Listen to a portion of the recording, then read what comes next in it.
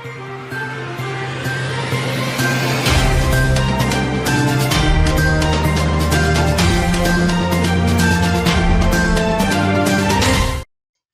முக்கிய நிகழ்வுகள்.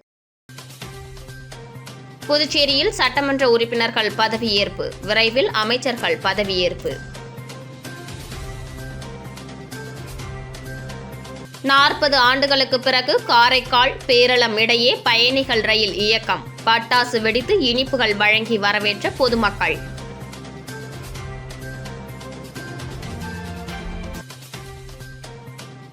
திமுக சட்டமன்ற உறுப்பினர்கள் எண்ணிக்கை குறைவிற்கு காங்கிரசுடனான கூட்டணி குழப்பமே காரணம், எதிர்க்கட்சித் தலைவர் நாஜிம் குற்றச்சாட்டு.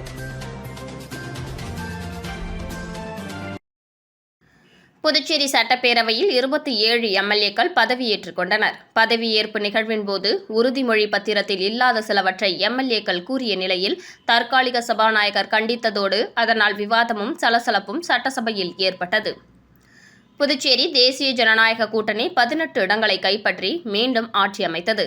தொடர்ந்து 16வது சட்டசபைக்கு தேர்வு செய்யப்பட்ட எம்எல்ஏக்கள் பதவியேற்க வசதியாக தற்காலிக சபாநாயகராக அன்பழகனுக்கு துணைநிலை ஆளுநர் பதவி பிரமாணம் செய்து வைத்தார். தொடர்ந்து எம்எல்ஏக்கள் பதவியேற்கும் நிகழ்ச்சி இன்று காலை சட்டசபை மைய மண்டபத்தில் நடைபெற்றது. தற்காலிக சபாநாயகர் அன்பழகன் திருக்குறள் வாசித்து அவையை துவக்கி வைத்தார். சட்டசபையின் புனித தன்மையை காக்க வலியுறுத்தி எம்எல்ஏக்கள் எழுந்து நின்று சிறிது நேரம் அமைதி காத்தனர். முதலாவதாக மங்களம் தொகுதி சட்டமன்ற உறுப்பினராக முதல்வர் ரங்கசாமி கடவுள் அறிய என கூறி உறுதிமொழி எடுத்தார். தொடர்ந்து நமச்சிவாயம், மல்லாடி கிருஷ்ணராவ், சிவக்கொழுந்து, ராஜவேலு, நாஜிம், திருமுருகன் என வரிசையாக 27 எம்எல்ஏக்கள் உறுதிமொழி கூறி பதவியேற்றனர். அதே நேரத்தில் திருபுவனை தொகுதி எம்எல்ஏ சாய் சரவணகுமார் பதவியேற்பில் பங்கேற்கவில்லை. மலையாளத்தில் பதவியேற்றுக் கொண்ட எம்எல்ஏ முன்னதாக பாகூர் தொகுதி எம்எல்ஏ செந்தில்குமார் மும்மொழி கொள்கையில் பிரெஞ்சு மொழி நீக்கப்பட்டதை அவையின் கவனத்துக்கு கொண்டுவரும் நிலையில் சட்டசபை செயலர் தயாளனிடம் பிரெஞ்சு மொழியில் பதவி பிரமாணம் செய்ய நடவடிக்கை எடுக்குமாறும் அதன் பிரெஞ்சு மொழி ஆதிக்கத்தையும் கொடுத்திருந்தார். 1963ஆம் ஆண்டு யூனியன் பிரதேச அரசு சட்டத்தின் பிரிவு 34(2) படி சட்டமன்றத்தில் நடைபெறும் அலுவல்கள் அந்த யூனியன் பிரதேசத்தின் அலுவல் மொழி அல்லது மொழிகளிலோ இந்தி அல்லது ஆங்கிலத்திலோ நடைபெற வேண்டும் என்பதை தெரிவிக்க பணிக்கப்பட்டுள்ளேன். 1965ஆம் ஆண்டு புதுச்சேரி அலுவல் மொழிகள் சட்டம் இயற்றப்பட்டதைத் தொடர்ந்து புதுச்சேரி யூனியன் பிரதேசத்தில் தமிழ், மலையாளம், தெலுங்கு, ஆங்கிலம் பயன்படுத்தலாம். எனவே ஒரு உறுப்பினர் தனது தாய்மொழியாக பிரெஞ்சு மொழியை தவிர வேறு எந்த மொழியையும் தனது கருத்தை வெளிப்படுத்த பயன்படுத்த முடியாது என தெரிவித்திருந்தார். பிரெஞ்சு மொழியில் பதவியேற்க அனுமதி கேட்டு கிடைக்காத நிலையில் எம்எல்ஏ செந்தில்குமார் மலையாளத்தில் பதவியேற்றுக் கொண்டார். தொடர்ந்து 9:38 மணிக்கு பதவியேற்பு விழா நிகழ்ச்சி 10:32 மணிக்கு நிறைவடைந்தது. இதனைத் தொடர்ந்து தற்காலிக சபாநாயகர் அன்பழகன் அவையை காலவரையின்றி முடித்து வைத்தார். புதுச்சேரியில் இந்த முறை நடைபெற்ற சட்டமன்ற தேர்தலில் திமுக சட்டமன்ற உறுப்பினர்கள் எண்ணிக்கை குறைவுக்கு காங்கிரஸ் திமுக கூட்டணியில் ஏற்பட்ட குழப்பம்தான் காரணம் என்றும் தாவேக்க எங்களுக்கு ஒரு பொருட்டல்ல என திமுக சட்டமன்ற குழு தலைவர் நாஜிம் தெரிவித்துள்ளார். புதுச்சேரி சட்டமன்ற உறுப்பினர்கள் பதவியேற்பு நிகழ்ச்சி இன்று சட்டப்பேரவை வளாகத்தில் நடைபெற்றது. 28 சட்டமன்ற உறுப்பினர்களுக்கு தற்காலிக சபாநாயகர் அன்பழகன் பதவி பிரமாணம் செய்து வைத்தார். இதில் திமுக சார்பில் தேர்தலில் வெற்றி பெற்ற 5 சட்டமன்ற உறுப்பினர்களும் சட்டமன்ற உறுப்பினர்களாக பதவியேற்றுக் கொண்டனர். இதில் பாகூர் தொகுதியைச் சேர்ந்த சட்டமன்ற உறுப்பினர் செந்தில் பிரெஞ்சு மொழியில் பதவியேற்பு செய்து கொள்ள வேண்டும் என கேட்டார். ஆனால் சட்டப்பேரவை செயலர் தயாளன் பிரெஞ்சு மொழியில் உறுதிமொழி வாசிக்க நடைமுறை இல்லை என தெரிவித்ததை அடுத்து அவர் மலையாளத்தில் உறுதிமொழி வாசித்தார். இதற்கு திமுக கட்சி சட்டமன்ற குழு தலைவர் நாஜிம் கடும் எதிர்ப்பு தெரிவித்தார். தொடர்ந்து செய்தியாளர்களை சந்தித்த அவர், புதுவை மாநிலத்தில் பிரெஞ்சு மொழி அகற்றப்படும் என்ற அச்சம் இருந்ததால் தான் அவர் பிரெஞ்சில் பதவியேற்பு செய்ய வேண்டும் என கேட்டார். பிரெஞ்சு மொழி நல்ல மொழி, அதனை காப்பாற்ற நாங்கள் உள்ளோம்.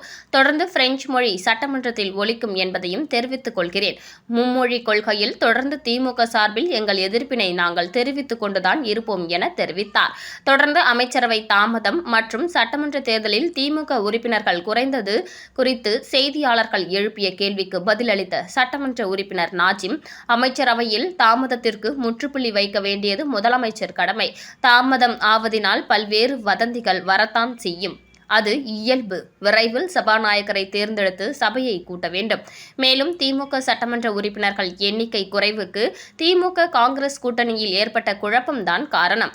அதில்தான் சட்டமன்ற உறுப்பினர்கள் எண்ணிக்கையை நாங்கள் இழந்திருக்கிறோம். வருங்காலங்களில் அதிக இடங்களில் திமுக புதுச்சேரியில் வெற்றி பெறும். தாவேக எங்களுக்கு ஒரு பொருட்டல்ல என தெரிவித்தார்.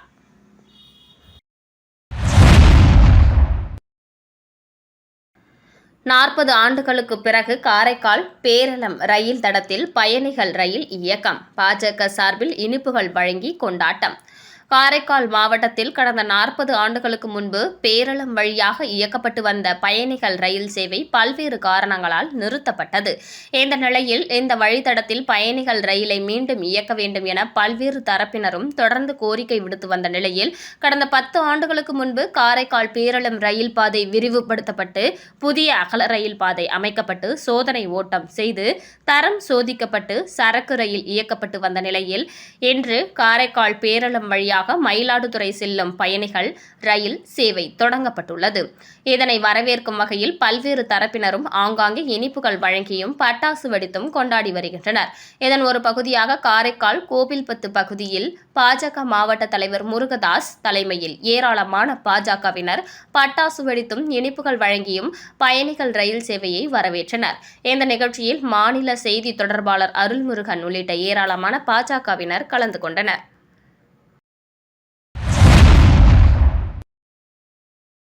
நீட் தேர்வை நாடு முழுவதும் முற்றிலுமாக ரத்து செய்ய வேண்டும் என்பதை வலியுறுத்தி புதுச்சேரியில் திராவிடர் கழகம் சார்பில் கண்டன ஆர்ப்பாட்டம் நடைபெற்றது. நாடு முழுவதும் மருத்துவ படிப்புக்கான ஒருங்கிணைந்த நுழைவுத் தேர்வாக நீட் நடைமுறையில் உள்ள நிலையில் கடந்த சில ஆண்டுகளாக இந்த தேர்வை சுற்றி பல்வேறு சர்ச்சைகள் தொடர்ந்து எழுந்து வருகின்றன. குறிப்பாக வினாத்தாள் கசிவு, தேர்வு முறைகேடு, தனியார் பயிற்சி மையங்களின் ஆதிக்கம், கிராமப்புற மற்றும் ஏழை மாணவர்களுக்கு ஏற்படும் பாதிப்புகள் உள்ளிட்ட காரணங்களால் நீட் தேர்வுக்கு எதிராக அரசியல் கட்சிகள் மற்றும் மாணவர் அமைப்புகள் தொடர்ந்து குரல் எழுப்பி வருகின்றனர். மேலும் நீட் தேர்வு காரணமாக மாணவர்களுக்கு கடுமையான மன அழுத்தம் ஏற்படுவதாகவும் தற்கொலை சம்பவங்கள் அதிகரித்து வருவதாகவும் சமூக அமைப்புகள் கவலை தெரிவித்து வருகின்றன. இந்த நிலையில் நீட் தேர்வை முற்றிலுமாக ரத்து செய்ய வேண்டும் என்பதை வலியுறுத்தி புதுச்சேரி மாநில திராவிடர் கழகம் சார்பில் அண்ணா சிலை அருகே கண்டன ஆர்ப்பாட்டம் நடைபெற்றது. திராவிடர் கழக பொதுச் செயலாளர் சந்திரசேகரன், முன்னாள் எதிர்க்கட்சித் தலைவர் மற்றும் திமுக மாநில அமைப்பாளர் சிவா, திமுக சட்டமன்ற உறுப்பினர்கள் மற்றும் பல்வேறு அரசியல் கட்சி தலைவர்கள் கலந்து கொண்டு கண்டன உரையாற்றினர். தொடர்ந்து ஆர்ப்பாட்டத்தில் பங்கேற்ற 100க்கும் மேற்பட்டோர் நீட் தேர்வை ரத்து செய்ய வேண்டும், மாணவர்களின் கல்வி உரிமையை பாதுகாக்க வேண்டும் என கண்டன முழக்கங்களை எழுப்பினர். புதுச்சேரியில் இரவு பெய்த மழையினால் குளிர்ச்சியான சூழல் நிலவியது. மேலும் கோடை காலத்தில் 2 நாட்களுக்கு ஒரு முறை மழை பெய்வதால் விவசாயிகள் மகிழ்ச்சி அடைந்தனர். தெற்கு கடலோர பகுதிகளில் ஒரு வளிமண்டல காற்றழுத்த தாழ்வு நிலை நிலவி வருவதால் தமிழகத்தில் சில மாவட்டங்களிலும் அதேபோல் புதுச்சேரி மற்றும் காரைக்கால் மாவட்டங்களில் லேசானது முதல் இடியுடன் கூடிய மழை பெய்யக்கூடும் என சென்னை வானிலை ஆய்வு மையம் தெரிவித்திருந்தது. இந்த நிலையில் கடற்கரை சாலை, உப்பளம், ராஜ்பவன், முத்தியால்பேட்டை உள்ளிட்ட அனைத்து நகர பகுதிகளிலும் அதேபோல் சோம்பட்டு, திருக்கனூர், மதகடிப்பட்டு, பாகூர், காலாப்பட்டு, சேதராப்பட்டு உள்ளிட்ட அனைத்து கிராம பகுதிகளிலும் இரவு 8 மணி முதல் இடியுடன் கூடிய மழை பரவலாக பெய்தது. தொடர்ந்து நள்ளிரவு வரை மழை விட்டு பெய்ததன் காரணமாக புதுச்சேரி முழுவதும் குளிர்ச்சியான சூழல் நிலவியது. மேலும் இந்த கோடை காலத்தில் புதுச்சேரியில் 2 நாட்களுக்கு ஒருமுறை மழை பெய்து வருவதால் விவசாயிகள் மகிழ்ச்சி அடைந்துள்ளனர்.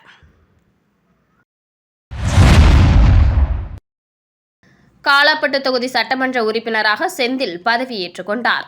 புதுச்சேரியில் நடந்து முடிந்த சட்டமன்ற தேர்தலில் காலாப்பட்டு தொகுதியில் திமுக சார்பில் செந்தில் போட்டியிட்டு வெற்றி பெற்றார். தொடர்ந்து சட்டமன்ற தேர்தலில் வெற்றி பெற்றவர்கள் சட்டமன்ற உறுப்பினர்களாக இன்று சட்டப்பேரவையில் பதவியேற்றனர். தற்காலிக சபாநாயகர் அன்பழகன் முன்னிலையில் காலாப்பட்டு தொகுதி சட்டமன்ற உறுப்பினராக பதவியேற்றுக் கொண்டார். செந்தில் என்கின்ற ரமேஷ் என்ற நான் சட்டப்பேரவையின் நிறைவேற்றப்பட்டுள்ள இந்திய அரசியலமைப்பின் உண்மையான நம்பிக்கையும் பற்றுறுதியும் கொண்டிருப்பேன் என்று நாட்டின் இறையாண்மையும் ஒருமைப்பாட்டையும் நிலைநிறுத்துவேன் என்று நான் உறுதியாக மேற்கொள்ள இருக்கும் கடவுளின் பெயரால் நேர்முறையில் நிறைவேற்றுவேன்.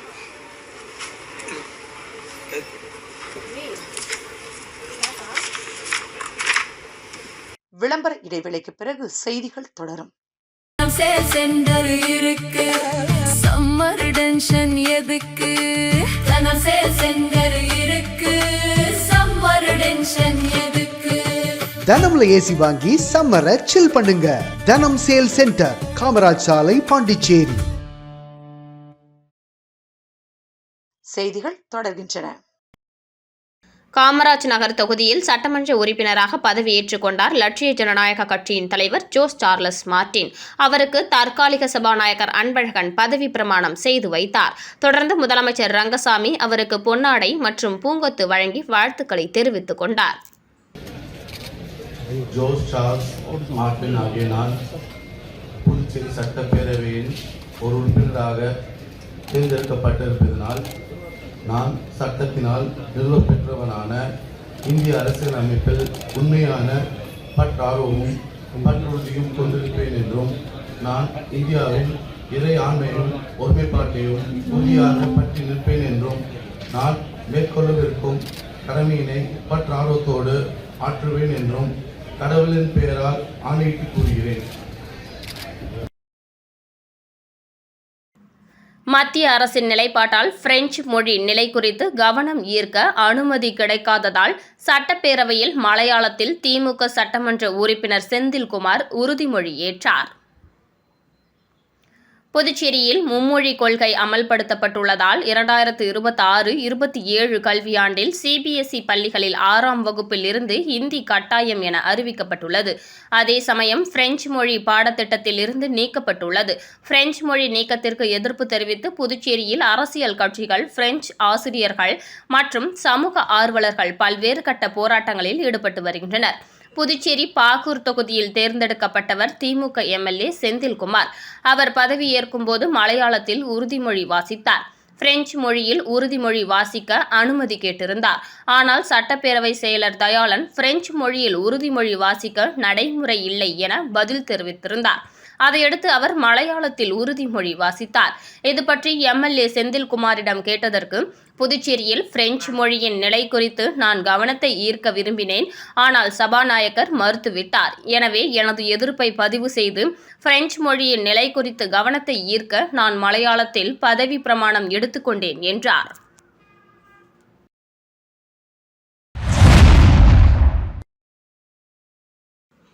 புதுவை தமிழ் சங்க தலைவர் முனைவர் முத்து தலைமையில் புதுச்சேரி தொழில்நுட்ப பல்கலைக்கழக துணைவேந்தர் மோகன் திருவள்ளுவர் சிலைக்கு மாலை அணிவித்தார்.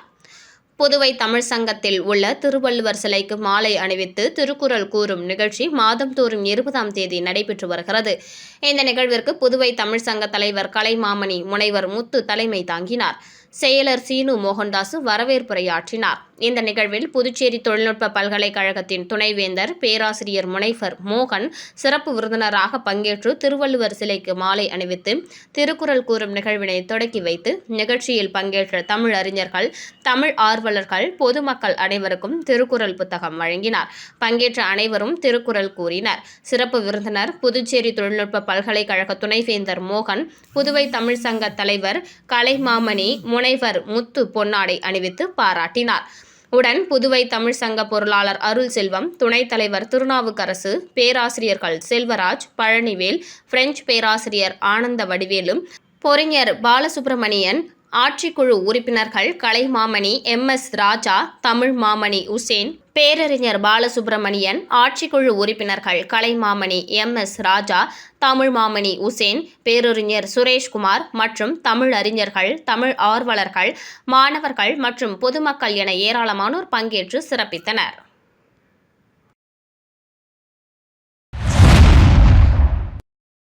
தமிழக அதிமுக சட்டமன்ற உறுப்பினர் லட்சிய ஜனநாயக கட்சியின் தலைவர் சார்லஸ் மார்டின் தாயார் லீமா ரோஸ் மார்டின் மற்றும் லட்சிய ஜனநாயக கட்சி தலைவர் ஜோஸ் சார்லஸ் மார்டின் ஆகியோர் முதல்வர் ரங்கசாமிக்கு பொன்னாடை மற்றும் பூங்கொத்து வழங்கி வாழ்த்துக்கள் தெரிவித்துக் கொண்டனர்.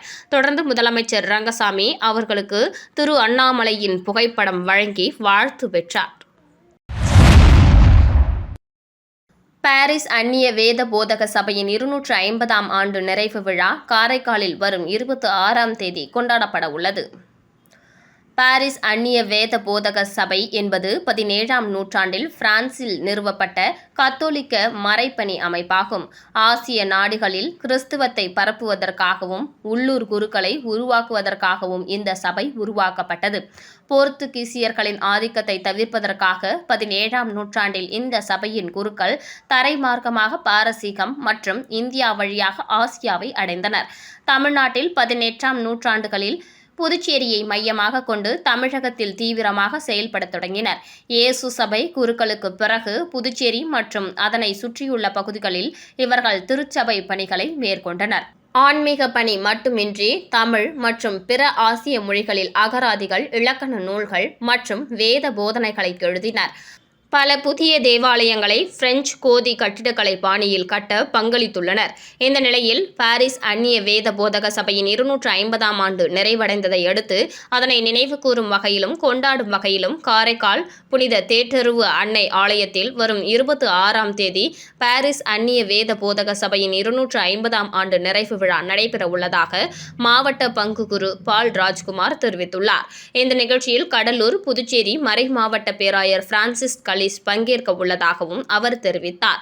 நிகழ்ச்சி நாளன்று கொடி அணிவகுப்பு மற்றும் கொடியேற்றம், அதனைத் தொடர்ந்து பாரிஸ் அந்நிய வேத போதக சபை குறித்த கருத்தரங்கம், அதனைத் தொடர்ந்து காரைக்கால், புதுச்சேரியில் பணியாற்றிய குருக்களின் வரலாறு என 250 ஆண்டு வரலாற்றை நினைவு கூறும் வகையில் இந்த நிகழ்வு நடைபெற உள்ளதாக தெரிவித்துள்ளார்.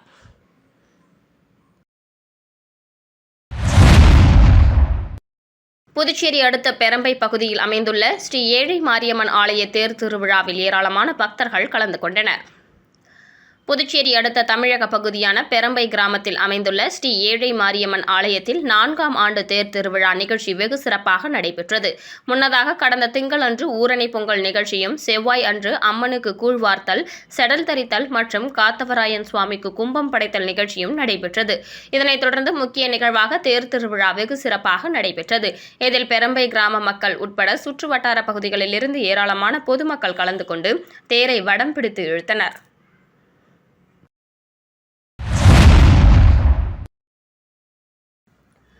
வாய்க்கால்கள் தூர்வாரும் பணிகள் குறித்து விவசாயிகள் மற்றும் பொதுப்பணித்துறை அதிகாரிகளுடன் சட்டமன்ற உறுப்பினர் GNS ராஜசேகரன் ஆலோசனை மேற்கொண்டார்.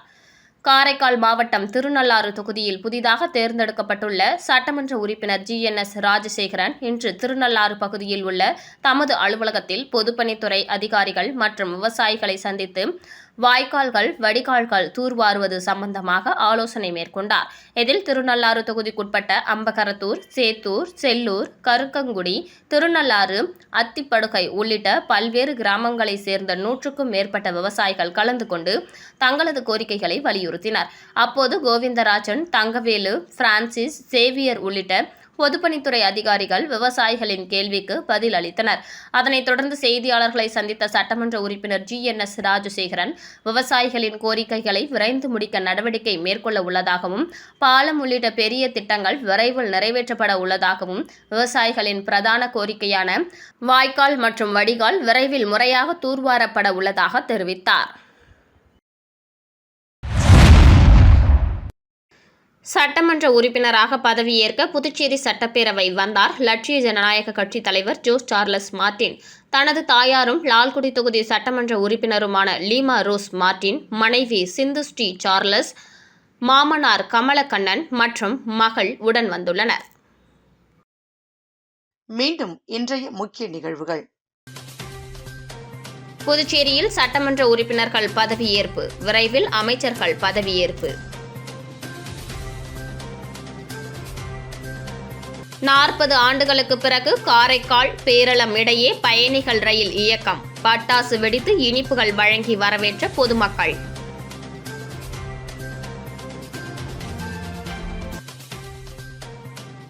திமுக சட்டமன்ற உறுப்பினர்கள் எண்ணிக்கை குறைவிற்கு காங்கிரசுடனான கூட்டணி குழப்பமே காரணம், எதிர்க்கட்சித் தலைவர் நாஜிம் குற்றச்சாட்டு.